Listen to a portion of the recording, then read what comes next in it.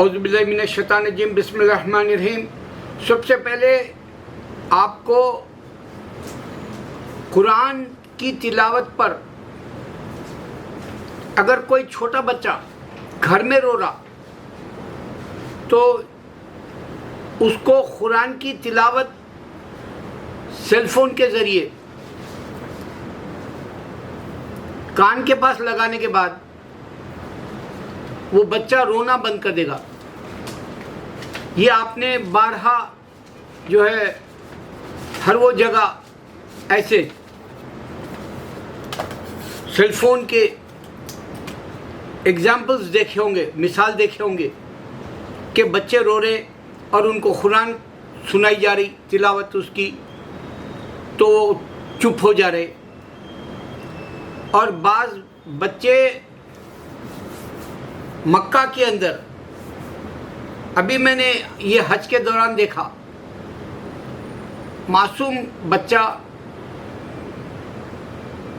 तवाफ़ कर रहा और वहाँ पर लब्बैक अल्लाहुम्मा लब्बैक, लब्बैक ला शरीका लका लब्बैक, ये दो बहुत अच्छा पढ़ रहा, यानी उसका जिक्र है, विर्द है। और वो जो चक्कर लगा रहे, एक ऐसा जुनून सा तारी है उस बच्चे पर कि बस अल्लाह की किबरियाई की रट लगाया हुआ है। तो इस तरह के बच्चों के आपको कोई और मज़हब में, मैं जहाँ तक समझता हूँ, मिरेकल्स टाइप का, मौजूज़े जैसा या हैरत में डाल देने वाला कोई भी वाक़या या मंज़र आपको नहीं मिलेगा। मैं पूरी दुनिया का जायज़ा लेके बता रहा हूँ। इसके बरक्स ये होता है कि बच्चों का रोना रुक जाता है कुरान सुनने से, और बाज़ बच्चे बच्चियां जो उम्र में आ जाते हैं, अभी मैंने हाल में देखा एक बच्ची रो रही थी जबकि वो नहीं जानती कुरान, सूरह ज़िलज़ाला सुना रहे थे। तो रोना बड़े लोगों को आता है कुरान सुनकर, फ़र्क है। बच्चे कुरान सुनकर रोना बंद कर देते हैं और बड़े लोग कुरान सुनकर बेसाख्ता रोते हैं। ये अल्लाह की शान है। अब मैं मेरे बॉलीवुड के जो वक्त बर्बाद कर रहे हमारे मुसलमान, कम से कम फिल्म इंडस्ट्री में कभी भी जो अच्छी पोजीशन में रहे, चाहे वो म्यूज़िक में हो या चाहे वो गाने लिरिक्स में हो, चाहे स्टोरी लिखने में हो या डायलॉग्स लिखने में हो या डायरेक्शन में हो या फिर हीरो के तौर पर या हीरोइन के तौर पर, मौसीकी के अलावा ये सारे शोबों में 100 साल से मुसलमानों का यहाँ पर जो है एक मुकाम है बॉलीवुड में। लेकिन मैं मेरे इस वीडियो में पाकिस्तान और इंडिया के दोनों को बताना चाह रहा हूँ कि देखो, मैंने 4 ऐसे दौर देखे जो फना हो गए।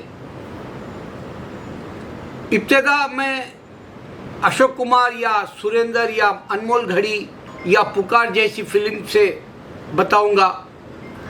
उन दिनों का दौर था जिसमें दिलीप कुमार छाए हुए थे अशोक कुमार के साथ साथ। फिर एक दौर आया राजेश खन्ना का, एक दौर आया अमिताभ का, फिर उसके बाद में 3 खानों ने ये 10-20 साल का दौर चला ये खान्स का।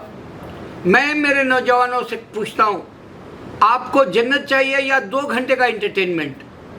सोचो।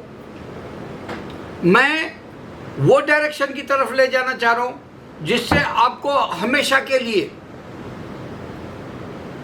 सिर्फ और सिर्फ एंटरटेनमेंट रहेगा, वो है जन्नत। यहाँ कोई परेशानी नहीं, यहाँ कुछ नहीं करना है। यहाँ सिर्फ और सिर्फ आप एंजॉय करेंगे, इसको कहते हैं जन्नत। मैं उधर ले जाना चाहता हूँ। अगर आप बोलेंगे 2.5 घंटे का जो टाइम पास है दिलीप कुमार दे के चला गया, राजेश खन्ना चला गया, अमिताभ का दौर ज़ईफ़ी की वजह से ख़त्म हो गया, ये 50 के ऊपर हो गए खान्स, इनका भी वक्त ख़त्म हो गया। ये छोटा सा दौर है, इसमें आदमी गुमनाम भी हो जाएगा।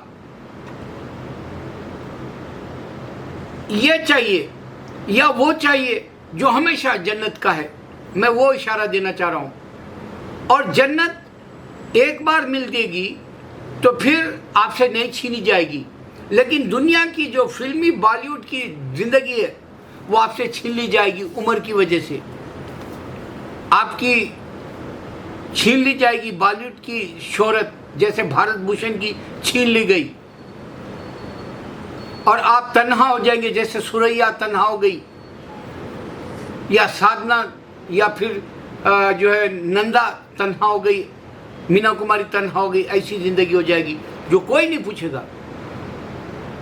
और वो जो दुनिया में तुमको भुला दिया जाएगा और तुम रो रो के मरोगे। ये दुनिया की एंटरटेनमेंट की है, जिसमें तुमको पैसा खर्च करना है फिल्म देखने के लिए, तुमको वक्त देना है फिल्म के लिए, तुम उनको पैसा देकर उनका नाम कमा ले रहे हो लोग, उनको इज्जत मिल रही, तुमको कुछ नहीं मिल रहा। और मैं जो बोल रहा हूं, तुमको जन्नत मिलेगी, तुमको सब कुछ मिलेगा, तुम मजे लूटोगे और मुझे कुछ नहीं मिलेगा। उनको तुम पैसा दिए, शोहरत दिए, उनको आले मकान दिए, आला से आला मकान, आला से आला कार, मगर उनको सब कुछ तुम्हारी वजह से हुआ। लेकिन मैं तुमको तुम्हारी जिंदगी के लिए जन्नत का वो वक्त दे रहा हूं जो मुझे कुछ नहीं मिलेगा उससे। एक हकीकत बॉलीवुड की है जो पाकिस्तान में बॉलीवुड की फिल्में देखते हैं। अब ये हकीकत पाकिस्तान की जो इंडिया में भी ड्रामे देखते हैं इंडियंस। अब गौर करो, ना मुसलमान ना हिंदू का तकाजा है यहाँ। बॉलीवुड की दीवानगी पाकिस्तान के हर वो घर में, पाकिस्तानी ड्रामों की दीवानगी पंजाब से लेके दिल्ली तक, इसमें हर वो मजहब के। बॉलीवुड अपनी जगह सिर्फ और सिर्फ मार धाड़ बताता है, ये कुरान के और ये जो नबी सल्लल्लाहु अलैहि वसल्लम के बताए हुए, मैं उस बात को कह रहा हूँ जो क़यामत के करीब इंसान लड़ेगा। इतना खून बहाना आप देखेंगे फिल्मों में, कोई फ़ायदा नहीं होगा जो लड़ाई झगड़ा बताता है बॉलीवुड, कोई फ़ायदा नहीं है। और यहाँ पाकिस्तानी ड्रामे में खाली लायानी बातें, कोई हिकमत नहीं, कोई आपको ज़िंदगी में कुछ करने का जो है मकसद नहीं। जैसे ड्रामे एक के बाद एक के बाद एक के बाद आते रहते हैं। ये 60-70 साल से चल रहा, जो मैं अमेरिका में आके सिक एंड टायर्ड हो गया 35 साल से, वही अंदाज ड्रामों का। अब वो लोग चीख पुकार शुरू कर दिए, अरे तुम कभी नमाज नहीं बताए, अब कभी तुम जो है मिलनसारी से, आजिज़ी से, इनके सारी से, मोहब्बत से नहीं बताए। ड्रामों में इंसान की इज्जत निकाल देते हो। वहाँ पर ये बताते हैं मैं जो है पैसे वाला हूँ, तुम हकीर हो, तुम दर्जात की बात करते हो, तुम स्टेटस की बात करते हो, तुम एक मुसलमान को मुसलमान ने जैसा छोड़ देते हो पाकिस्तान जैसे। मैं समझता था कि पाकिस्तान मकसद ला इलाहा का लिया और जो है यहाँ पर शैतानी चल रही क़यामत से पहले। कोई भी नमाज या कोई भी आपको जो है इस्लाम के तौर तरीक़े का हीरो नहीं मिलेगा, ना हीरोइन मिलेगी, सिवाय बकवास के। तुम दोनों का वक्त बर्बाद जा रहा।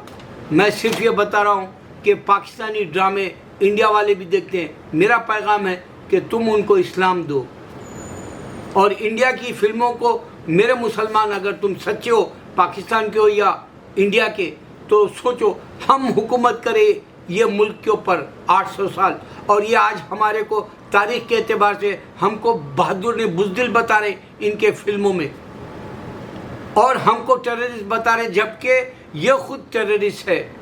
ये ब्रिटिश का पाँव धोते थे, पाँव पड़ते थे, पाँव चाटते थे। अल्लाह अकबर।